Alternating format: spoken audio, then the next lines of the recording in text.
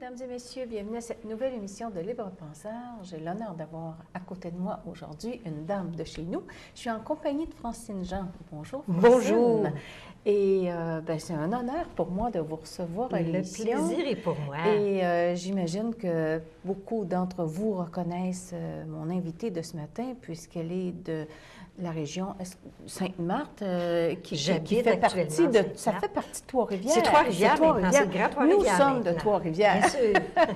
Et Francine, vous avez fait un long parcours depuis qu'on se connaît, parce que j'ai eu le plaisir de vous voir arriver de la TUC il y a une vingtaine d'années. Oui, 22 ans déjà. 22 ans. Oui. Et tout au long de votre parcours, ce qui est beau de vous voir aller, c'est cette passion qui vous habite et qui vous habite toujours. Je crois que oui. Puis je me dis toujours, tant que j'aurai la passion, je pense que je vais continuer dans le domaine où je suis. Depuis 24 ans, je suis dans le monde de la numérologie, qui s'est transformé quelque peu en cours de route, évidemment, pour... Finalement, je l'ai appelé la numérologie thérapeutique, parce qu'avec les nombres de base, on est en mesure de voir et le côté psychologique et le côté physique. Alors, on peut amener des outils qui vont permettre de guérir, entre parenthèses. C'est pourquoi j'appelle la numérologie thérapeutique maintenant. Et ça, depuis 24 ans que je suis dans ce domaine-là. Qu'est-ce qui vous a, parce que là, 24 ans, c'est pas hier, fallait être... très marginal. Très marginal pour s'intéresser à la numérologie. Qu'est-ce qui vous a séduit dans la numérologie au tout début? Au tout début, d'abord, je n'y croyais pas. Ça n'a pas été la séduction, hein? Je me disais, comment se fait-il qu'un prénom, un nom de famille, une date de naissance puisse amener de la connaissance sur soi, découvrir nos talents, nos forces, nos possibilités avec tout ça. Alors, comme je suis bonne Capricorne, avec un bon chemin de vie 8, ça me prend du concret dans ma vie, j'ai fouillé l'aspect pendant 2 ans. Et je me suis rendu compte que finalement, ça m'a tellement aidée. Ça m'a aidée à me découvrir, à me connaître, à me comprendre. Et puis, bien, après ça, on a le goût de comprendre mieux les autres autour, hein? Alors, j'ai fait leurs calculs, j'ai fait leur thème à eux aussi. Ça m'a permis de mieux les connaître, mieux les découvrir. Et ensuite, on m'a demandé graduellement pour l'enseigner. On m'a demandé pour faire des thèmes, on m'a demandé pour faire des schémas. Et de fil en aiguille, bien, moi, j'ai toujours été comme projetée dans la vie, dans ce que je dois faire. C'est-à-dire que comme j'ai la leçon 7 au point de départ, c'est ce que la numérologie m'a enseigné à me découvrir, la leçon 7, c'est une leçon qui dit que je manquais de confiance en moi. En manquant de confiance en moi, on dirait que la vie m'a placée dans des situations justement pour me dépasser au niveau de la confiance en moi. Alors, j'ai été continuellement projetée devant des situations où je devais continuellement me dépasser. À un moment donné, il y a quelqu'un qui organise des conférences, puis qui me dit, bon, toi, tu vas aller donner une conférence sur tel sujet. Vous savez que la première fois que je suis arrivée devant un micro, devant une conférence, j'ai failli dire aux gens, je suis désolée, mais je rentre chez nous. Alors, ça signifiait que j'avais des choses à dépasser. J'étais tellement timide. Mais la leçon 7 m'a fait prendre conscience jusqu'à quel point je devais me dépasser dans ce sens-là. Ensuite, j'ai été amenée à la radio, à la télévision pendant plusieurs années à faire des chroniques et parce tout. que vous avez fait aussi un beau travail ici même à Vox pendant des années. Pendant plusieurs années, bien sûr. Et actuellement, bien, j'ai l'émission à tous les lundis avec Claude Bolduc à Entre vous et moi. C'est toujours à 14h30, où je parle de numérologie thérapeutique aussi. Alors, de fil en aiguille, j'ai développé cet aspect-là tout en étant naturothérapeute au point de départ. Oui, parce que c'est ce que je m'en allais dire. À un moment donné, vous avez un petit peu mis, j'ai l'impression, je peux me tromper, cette passion-là, qui est la naturopathie, pour développer une compréhension au niveau de la corporelle. Ça comporte quoi, les ateliers que vous dites quand vous dites « j'enseigne »? Qu'est-ce que vous enseignez? Bon, c'est à partir de la numérologie traditionnelle pour aller vers la numérologie thérapeutique. Okay. Le côté thérapeutique et le côté psychologique et le côté physique aussi. Alors, la numérologie dévoile et amène des outils, des moyens pour en arriver à se prendre en main, à décortiquer des choses, désamorcer des blocages. Que ce soit au niveau du passe-partout. Moi, le passe-partout, je l'aime beaucoup. C'est un autre beau schéma aussi. Les gens me disent, après avoir vécu la journée du passe-partout, les commentaires que je reçois sont les suivants. C'est comme si j'avais fait 3 ou 4 thérapies aujourd'hui. OK. Alors, les gens vont désamorcer des choses pour comprendre, ah oui, c'est ça qui me bloquait. Maintenant, qu'est-ce que je fais avec? Chacun a son libre arbitre. Hein? Quand vous quand vous parlez du passe-partout, est-ce que vous parlez un petit peu de l'empreinte de la naissance? Est-ce que c'est en lien avec l'empreinte de la naissance? En lien avec l'empreinte de la OK. naissance, c'est-à-dire 9 mois avant l'accouchement, 9 mois avant la conception. Quelle était la vibration? Quel était le vécu ressenti du père et de la mère? OK. Alors, à ce moment-là, les chiffres viennent nous indiquer une certaine route à ce niveau-là. Et là, on est en mesure de voir qu'est-ce qu'on veut faire avec par la suite. Et 9 mois après la naissance, qu'est-ce qui a été programmé? Parce qu'à partir de la naissance jusqu'à 9 mois, c'est le vécu ressenti de la mère en particulier qui est imprégné chez l'enfant. Et quel était ce vécu ressenti-là? En le sachant, bien nous, ça nous aide à comprendre pourquoi je fonctionne de telle et telle façon aujourd'hui. Puis à partir de ce schéma-là, bien sûr, on va voir quel est mon passage obligé. Et moi, j'ai observé que quand je prends conscience vraiment de mon passage obligé, bon sang que ça m'aide dans la vie. C'est-à-dire que quand je constate que ça va moins bien dans un domaine ou dans un autre, je regarde, bon, quel est mon passage obligé? Moi, c'est le 9. Puis le passage obligé, le 9 me dit tout simplement, lâche prise. Fais ce que tu as à faire, mais bon sang, lâche prise. Mais vous savez, on gère et on mène. Hein? On fait souvent nos germaines. C'est vrai, lâche prise, c'est comme arrête de contrôler. Là. Tu veux tout contrôler, arrête de contrôler et réalise que tout est donné. Tout est là, tout est accompli. Ouais. Il faut faire notre bout de chemin. Moi, je considère qu'il faut faire notre bout de chemin. Mais seulement, à un moment donné, lâche prise, puis laisse aller. Puis à chaque fois que je le fais, j'ai des résultats magnifiques. C'est intéressant parce que quand on parle des chiffres, à un moment donné, on dit, ben moi, je ne crois pas à ça. On n'est pas obligé de croire à rien. Il s'agit juste à un moment donné de le regarder et de dire, qu'est-ce que ça résonne en moi? Oui. Qu'est-ce que ça me fait, ça?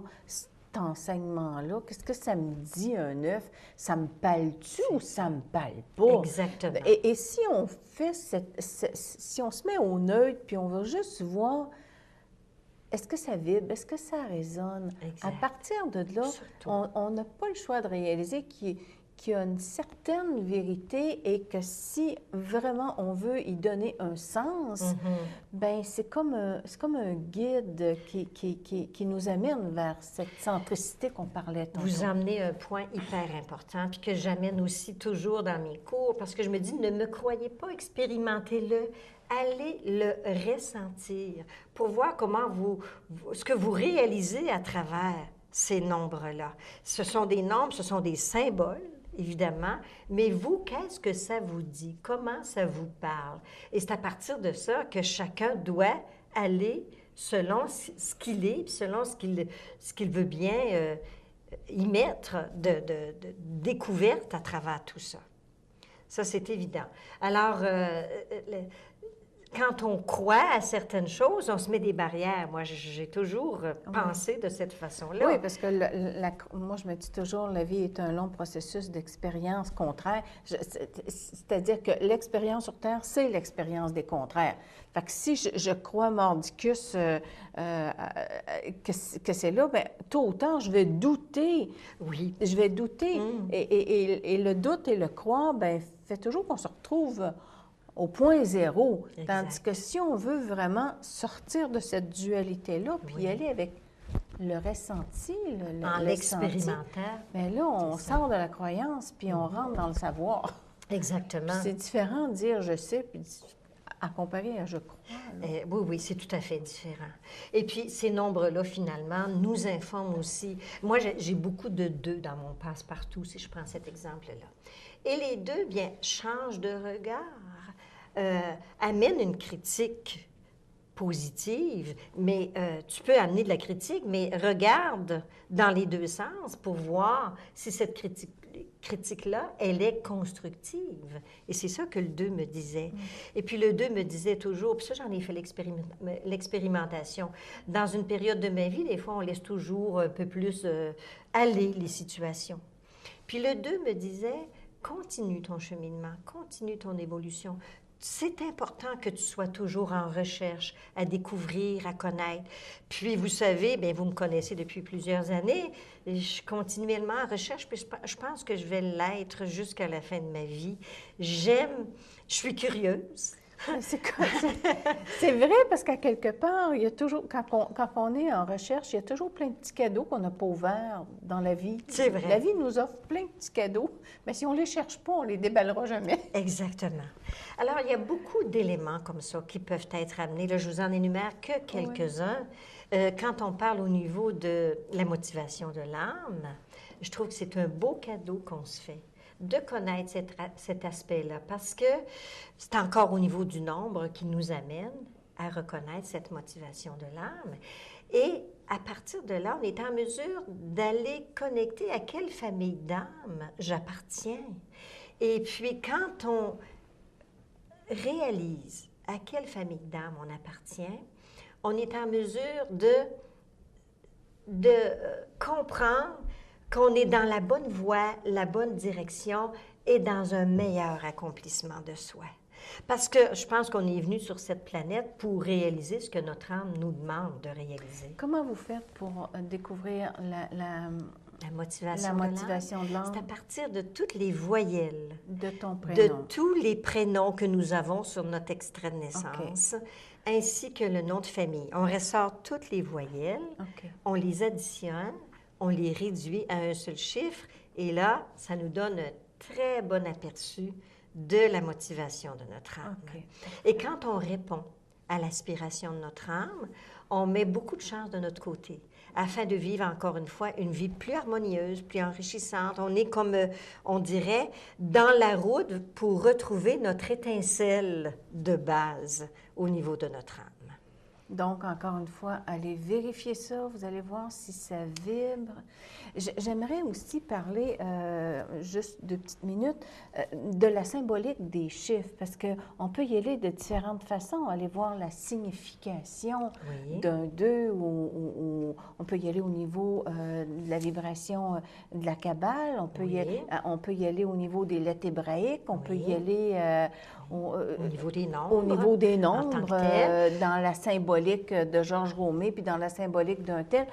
Il reste qu'il y a quand même certaines variances. C'est quoi votre préférence, Francine? J'inclus le chiffre, le symbole en tant que tel, le chiffre ordinaire, avec le tarot et les lettres hébraïques. Je trouve que ça fait une belle complémentarité pour apporter le plus de justesse possible au niveau de l'interprétation. Donc, on met ça dans la même marmite, on brasse ça, on hume ça de temps en temps, et ça nous parle. Ça fait une belle synthèse, ça nous donne une belle synthèse de...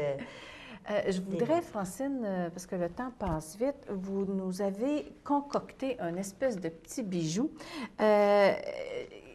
qui est un autre talent qu'on ne vous connaissait pas. Vous avez fait un magnifique CD de détente qui s'appelle « L'arbre ce messager ».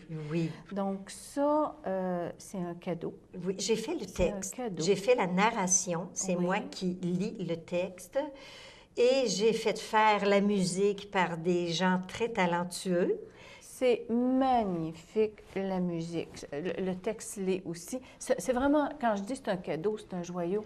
J'en suis très fière. Mon Dieu, que c'est beau. Parce que ce CD permet la connexion avec l'âme, dans une détente, relaxation, pour interroger notre âme. Qu'est-ce que j'ai besoin? Pour que vous puissiez en arriver à vous reconnaître vos propres besoins. C'est pas moi qui réponds à vos besoins sur le CD. C'est vous, en posant la question, qui êtes en mesure de trouver votre voie et votre direction. C'est dans ce sens-là que je voulais y arriver. Et vous savez qu'à chaque CD vendu, il y a $1 qui est donné à la Fondation du Lympho-Édème Mauricie, qui est une nouvelle fondation dans la région Mauricie, et qui, ce sont des gens qui vont traiter ceux qui ont le cancer, ou qui ont eu le cancer, ou qui ont fait de la radiothérapie. C'est Madame France Sirois Oui, qui oui, donne oui. ces soins-là à ces personnes-là. Et puis moi, je voulais redonner une partie des profits à une fondation régionale. Cette fondation-là m'est arrivée comme ça et j'ai dit, bon, je vais en faire profiter les gens de la région. Alors que c'est pour ça qu'à chaque CD vendu, vous participez à cette fondation pour donner les soins spécifiques. Je reviens, Francine, au mélange de votre voix avec la musique qui est presque divine sur ce CD-là. Oui. Il y a comme une magie qui s'installe où, à un moment donné, on tombe vraiment dans ce qu'on appelle, on allait dire un état second, mais un Oui. état de Oui. relaxation. C'est chapeau Profond. de vous être laissé inspirer par ces musiciens-là et, Oui. et J'en vous suis très, faites très une fière. équipe fantastique. Oui. Et j'ai utilisé aussi la PNL qui fait des ancrages Oui. positifs. Ben, il y a un petit peu de au niveau- PNL, Oui, d'hypnose. Il y a vraiment un beau oui. mélange. J'en suis très, très fière. Oui, oui, c'est Oui. un c'est à se procurer et à offrir aux gens qu'on a besoin à un moment donné de, encore une fois, aider à À se recentrer. recentrer, exactement. Ça passe vite, Oui. Francine Jean, avec vous. Vous avez aussi osé ouvrir, quand vous dites, moi, je suis dans l'expérience. Maintenant, vous ouvrez à ce qu'on appelle l'écriture. Oui. Et on peut vous lire dans la revue de ce mois-ci qui s'appelle Cheminement, qui est une revue que moi, je ne connaissais pas. Oui. Elle est dans la région de Montréal, les cantons de l'Est, la région de l'Outaouais. C'est la revue Le Cheminement. OK. Et puis, j'ai écrit un texte pour l'année 2008 et sensiblement le même texte dans la revue le MAC 2000. MAC 2000. MAC Oui. 2000, c'est sûr que c'est une revue qu'on retrouve très facilement ici. C'est une revue régionale. La revue Cheminement, il faut la demander, j'imagine, elle n'est pas en... Oui, elle est moins distribuée dans la région, là, Ouais. mais en la demandant, vous pouvez Ouais. la Mais recevoir. MAC 2000, c'est facile à trouver. Le texte est très, très bien. Et vous avez aussi un projet, parce Oui. qu'on dit, regarde, est-ce que je sais écrire? La réponse, elle dit, ben, regarde donc ça, oui, je sais écrire. Maintenant, qu'est-ce que je fais de ce Oui, talent? je suis à l'écriture d'un livre. Oui. Et ça fait longtemps que les gens me le demandent. Et là, bien, j'étais pas prête. Et vous savez, le temps arrive au moment où il arrive. Hein? Alors, oui, c'est un livre sur la numérologie thérapeutique qui va donner des outils de pratique personnelle aussi, et peut-être des petits questionnaires à répondre aussi. En tout cas, il y a des choses qui sont en train de se préparer à ce titre-là. Et ça aussi, j'ai hâte de vous le présenter. Oui. Et comme projet, ça va, je m'en allais dire, vous allez accoucher de ce nouveau projet-là. C'est pour bientôt, Francine? Bon, ça, je pourrais pas vous le dire quand. Vous savez, quand on est à l'écriture, il y a des périodes, c'est plus intense, d'autres périodes, c'est plus au ralenti. C'est un petit peu embêtant de le dire comme ça à l'avance, mais je souhaite le plus rapidement possible parce que j'ai hâte de vous partager ce qui est dans ce volume-là. Et je suis sûre que c'est un livre qui est très, très, très attendu de la part de Oui. tous vos étudiants On me le et de demande plein de beaucoup. gens que vous Absolument. connaissez. Donc, mon Dieu Seigneur, vous viendrez nous le présenter. Avec plaisir. Quand il va être chaud, chaud, chaud, là, Vous allez être dans les premières, je vous le promets. Donc, Francine, malheureusement, c'est déjà terminé. Ce fut super intéressant et on ne peut que vous féliciter, vous souhaiter une belle continuité. Merci. Et garder cette belle étincelle dans vos yeux, cette belle passion qui vous habite. Merci beaucoup de me faire partager toutes ces belles choses. À la maison, on vous dit merci d'avoir été des nôtres et à la semaine prochaine pour une autre rencontre avec nos libres penseurs. Bonne semaine.